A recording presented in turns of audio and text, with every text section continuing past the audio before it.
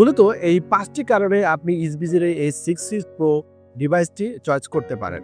১ নম্বর কারণ আমি বলব যে আপনি যদি 24 আওয়ার্স নাইট ভিশন ক্যামেরা চান, অর্থাৎ দিনে রাতে উভয় সময়ে আপনি কালার ডিসপ্লে চান, কালার আউটপুট চান, তাহলে সেক্ষেত্রে আমি বলব এই ক্যামেরাটা আপনার একটা চয়েসের মাধ্যম হবে।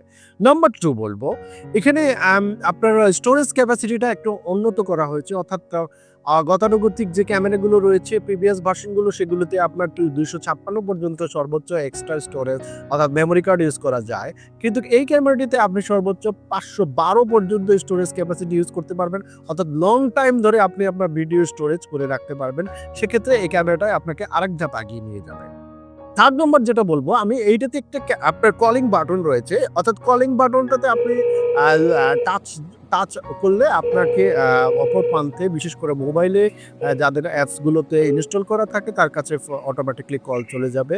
সো এটা একটা অন্যরকম একটা ফিচার, কলিং বাটনটা অপশন রয়েছে। নাম্বার 4 এ বলব আমি, লাউড নয়েজ ডিটেকশন এর ক্ষেত্রে এটা একটু উন্নত করা হয়েছে। অর্থাৎ অনাকাঙ্ক্ষিত অ্যাবনরমাল কোনো সাউন্ড আসলে মোবাইলে নোটিফিকেশন চলে আসে। সো আমরা যারা চাকুরিজীবী, যারা বাসায় বাইরে থাকি, আমাদের বাচ্চা-কাচ্চা বিভিন্ন রকম নয়েজ ডিটেকশন হয়, কান্না বা অন্য কোনো শব্দগুলো ডিটেকশন করার জন্য আমরা একটু ভালো মানের আপনার সেন্সরযুক্ত ডিভাইস খুঁজি। সেক্ষেত্রে আমি বলব এটাও আপনাকে আরেক ধাপ এগিয়ে নিয়ে যাবে। সেক্ষেত্রে আপনার চয়েসের একটা মাধ্যম হতে পারে। 4 নম্বর বলব, পাওয়ার কনজাম্পশন এর ক্ষেত্রে এটা একটু উন্নত করা হয়েছে। অর্থাৎ অন্যান্য প্রোডাক্টগুলোতে আপনার টাইপ বি তেই রয়ে গেছে। সো এখানে আমরা টাইপ সি পাচ্ছি।